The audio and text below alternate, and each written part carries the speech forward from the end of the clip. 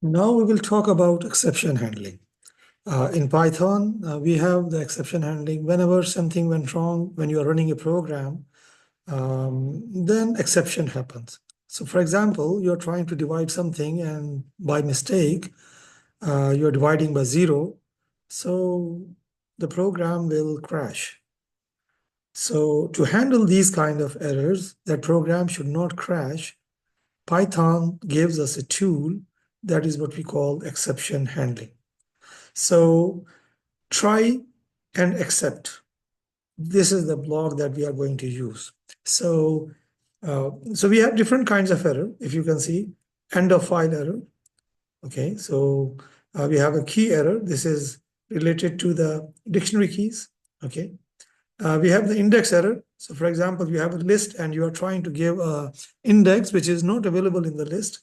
So that will give you index error, and that is like out of range. You're trying to divide something by 0, then you will get the division, 0 division error. You're trying to give invalid, incorrect value. So uh, you're supposed to enter number and you are entering characters. That is a value error. And then we have another exception. This is an exception class, and this is an error type that can catch any kind of error. So all the errors can be handled by just one exception, which is not recommended. But if you be specific, that will be great. Now, so for example, if let's try the end of file error. So what I will do is it will always be anything you want to try should be in the try can. So we have a name, and in this name, I'm trying to give input.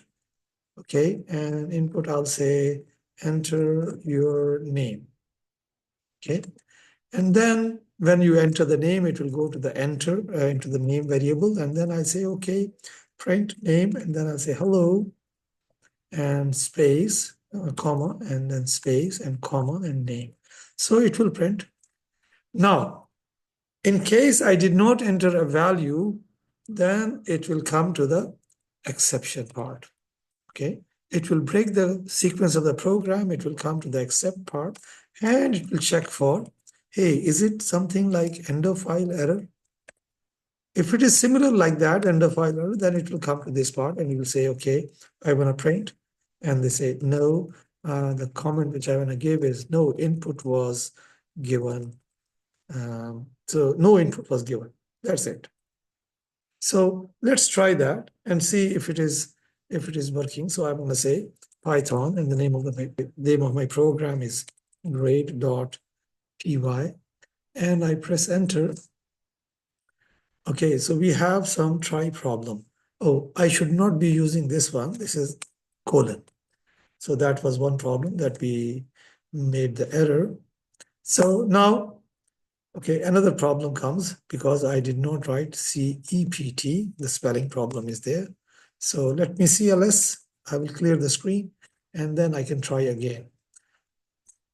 Okay, so now entering the name. If I enter the name, it should display the name Hello Tariq. But in case if I press Control Z, okay, then you see that it didn't display Hello Control Z.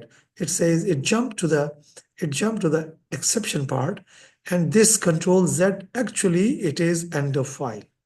And you say, hey, there is something like end of file error, and then it displays no input was given because I just press Control N, Control Z.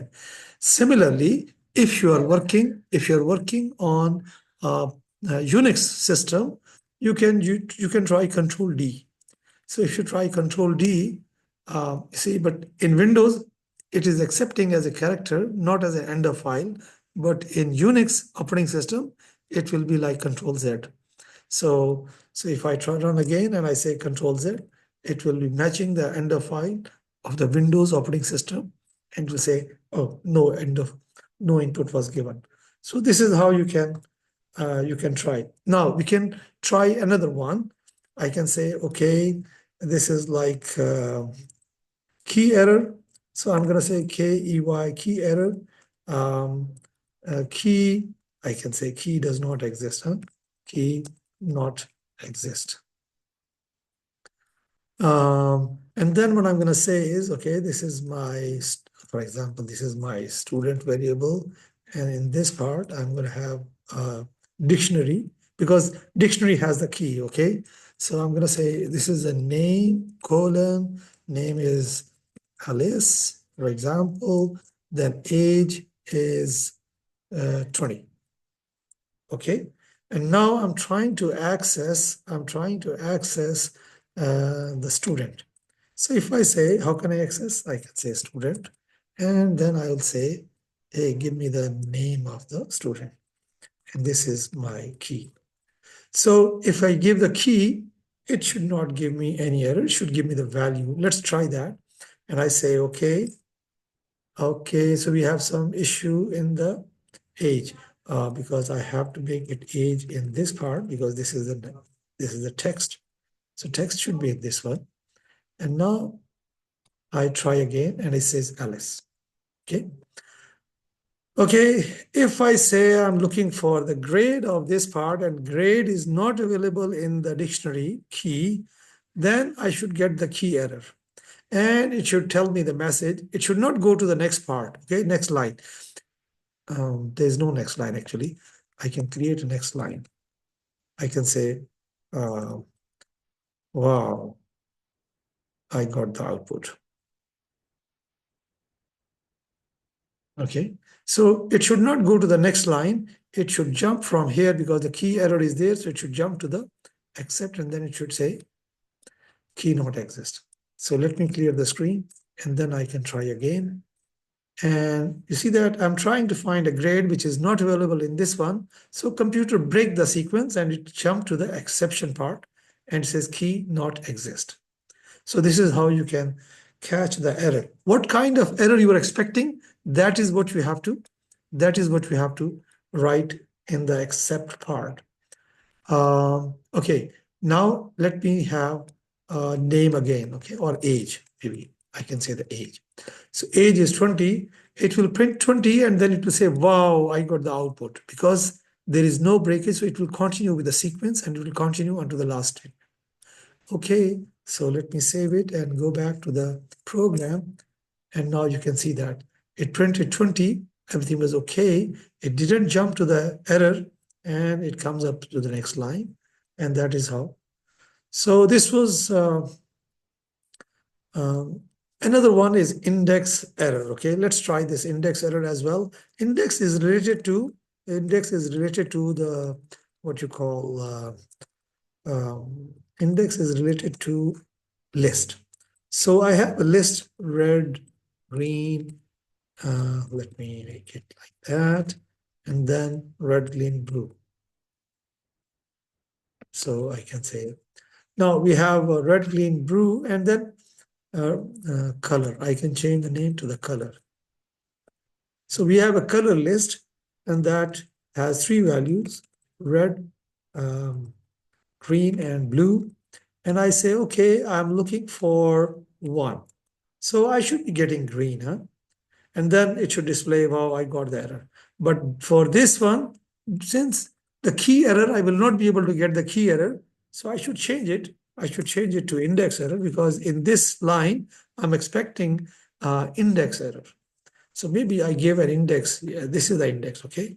Yeah, I gave the index, maybe like 3 or 4, and that is not available. And then I should get an error message. Okay, so let's run it.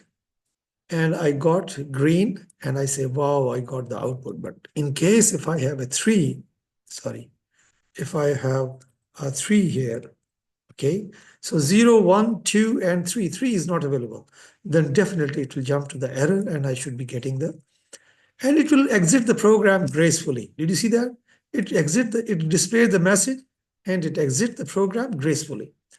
Imagine if I don't have this one and I don't have this one. Now if I run the program, it will not exit gracefully. It will exit with so much.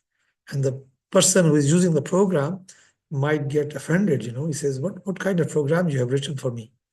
So this try catch will help you in exiting the program gracefully, and people will know that, okay, yeah, we made this mistake and that's why we are getting this error. So key not exist. So this was the part 1. So we'll see you in the part 10.2 inshallah very soon.